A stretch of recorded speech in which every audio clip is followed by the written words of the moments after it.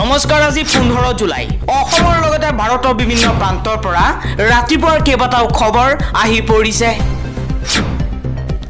এই মুহূৰ্তত জনাইছো এটা ব্ৰেকিং নিউজ অসমৰ মুছলমানৰ ডাঙৰ শত্ৰু হৈছে হিমন্ত বিশ্ব শৰ্মা হিমন্ত বিশ্ব শৰ্মাই কৈছে অসমৰ মিয়া লৰা ছোৱালীৰে ভৰ্তি হৈ আছে কেৰেলা বাংগালোৰ বাংলাদেশীৰ হলনি অসমৰ দাস কলিতা সকলে সুবিধা লব লাগে বুলি মন্তব্য কৰিছে মুখ্যমন্ত্ৰী হিমন্ত বিশ্ব শৰ্মাই নিবনুৱা সমস্যাক লৈ হিন্দু মুছলমান কৰি ৰাজ্যৰ যুৱক যুৱতী সকললৈ এই আহ্বান জনাইছে হিমন্ত বিশ্ব শৰ্মাই নিবনুৱা সমস্যাক লৈ হিমন্ত বিশ্ব শৰ্মাই হিন্দু মুছলমানৰ ৰাজনীতি কৰিছে ইয়া অসমৰ বাবে শুভ লক্ষণ নহয় অসমত দিনক দিনে নিবনুৱা সমস্যা বৃদ্ধি পাবলৈ ধৰিছে তেনে সময়তে হিমন্ত বিশ্ব শৰ্মাই কৈছে অসমৰ মিয়া মুছলমান লৰা ছোৱালীৰে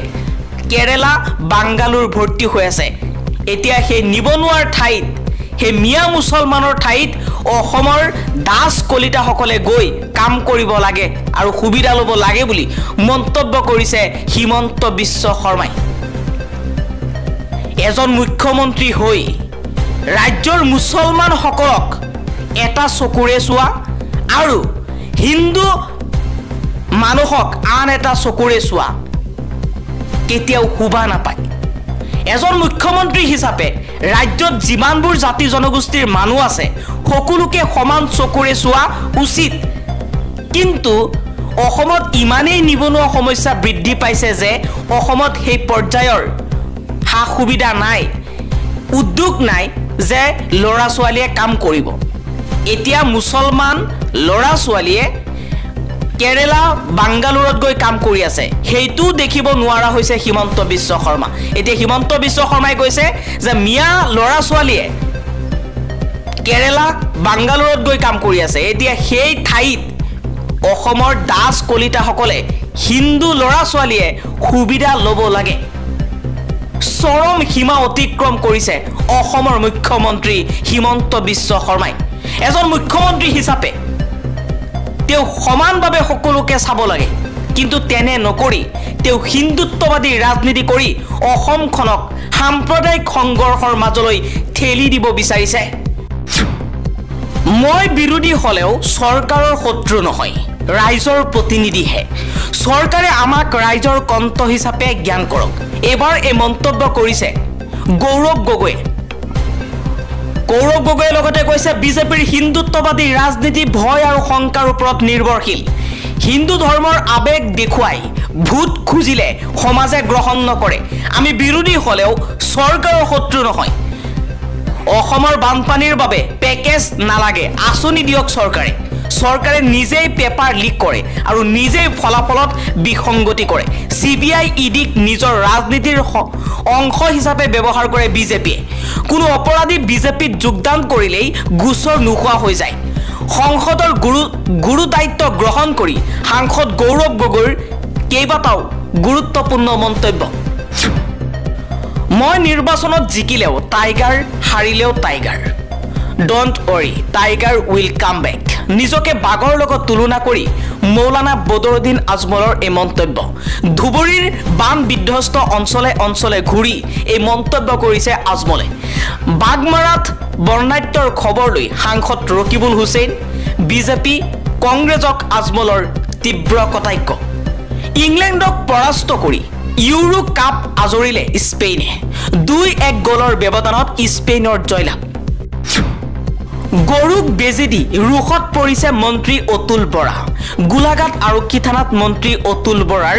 বিৰুদ্ধে এজাহাৰ দাখিল সামাজিক মাধ্যমত ভাইৰেল হৈছিল গৰুক বেজি দিয়া ফটোখন কৃষক মুক্তি সংগ্ৰাম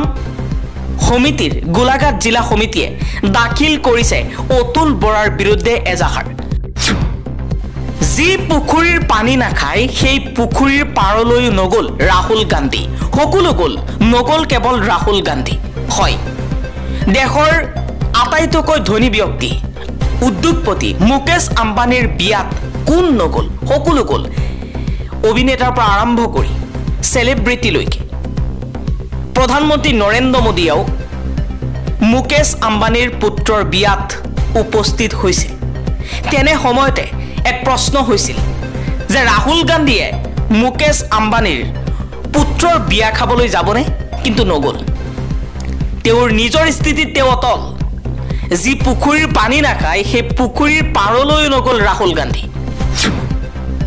শৃংখলাৰ অন্তিম মেচত 42 ৰানত জিম্বাবৱেৰ বিৰুদ্ধে ভাৰতৰ জয় 4-1 শৃংখলা দখল ভাৰতৰ ভাৰতীয় ক্ৰিকেটত জিম্বাবৱেৰ বিৰুদ্ধে ভাৰতৰ টি20 শৃংখলাৰ বিশেষ গুৰুত্ব নাছিল কিন্তু এনে শৃংখলাৰ প্ৰথমখন মেচত ভাৰতে পৰাস্ত হোৱাৰ লগে লগে হঠাৎ শুভমন গিল বাহিনী কেন্দ্ৰবিন্দুলৈ আহিল প্ৰথম পৰাজয়ৰ পাছত একেৰাহে 4খন মেচত জয়লাভ কৰি ভাৰতে সিৰিজ জয়লাভ কৰে শেষৰ মেচখনত শুভমনে 42 ৰানত জয়লাভ কৰে দেওবাৰৰ খেলখনত ভাৰতে প্ৰথম বেটিং কৰে 40 ৰানত 3 উইকেট হেৰুৱাই ভাৰতে অভিষেক শৰ্মা আৰু শুভমন গিল কম ৰানেৰে আউট হয় তাৰ পৰাই সঞ্জু স্যামসন আৰু ৰিয়ান পৰাগে ভাৰতৰ হৈ ইনিংছ গঢ়িবলৈ আৰম্ভ কৰে দুয়োজনে একেলগে 65 ৰান সংযোগ কৰিছিল সেইটোৱে ভাৰতক মেচখনৰ বাবে শক্তিশালী কৰি তুলিছিল ৰিয়ান পৰাগক 22 ৰানত আউট হৈছিল ৰিয়ান পৰাগ 22 ৰানত আউট হৈছিল যদিও সঞ্জুৱে 58 ৰান সংগ্ৰহ কৰিছিল শেষৰ অভাৰত 12টা বলত শিৱম দুবেৰ 26 ৰান সংগ্ৰহ কৰি ভাৰতে 167 ৰানৰ লক্ষ্য বান্ধি দিছিল এই লক্ষ্যত আগত লৈ জিম্বাবৱে 125 ৰানতে অল আউট হয় মুকেশ কুমাৰে 4টা তুষাৰ দেশপাণ্ডে এটা শিৱম দুবে 2টা অভিষেক শৰ্মাই এটা আৰু ৱাশ্বিংটন সুন্দৰে এটা উইকেট দখল কৰে জিম্বাবৱেৰ হৈ ডিএন মায়েৰ্ছে সৰ্বাধিক 34 ৰান সংগ্ৰহ কৰে এই মুহূৰ্তত জনাই যোৱা গুৰুত্বপূৰ্ণ খবৰ মছজিদত মাইকত আজান দিলে হত্যা কৰা হ'ব মুছলমান লোকক মাইক আঁতৰাই দিব লাগিব মছজিদৰ পৰা এবাৰ উত্তৰ প্ৰদেশৰ এখন মছজিদলৈ এই পত্ৰ প্ৰেৰণ কৰিছে সনাতনীয়ে মছজিদলৈ পত্ৰ প্ৰেৰণ কৰি সনাতনীয়ে কৈছে মাইক আঁতৰ নকৰিলে মৃতদেহ গণনা কৰিবলৈ সাজু থাকিব লাগিব মছজিদৰ লাউড স্পিকাৰ বন্ধ নকৰিলে মৃতদেহ গণনা কৰিব লাগিব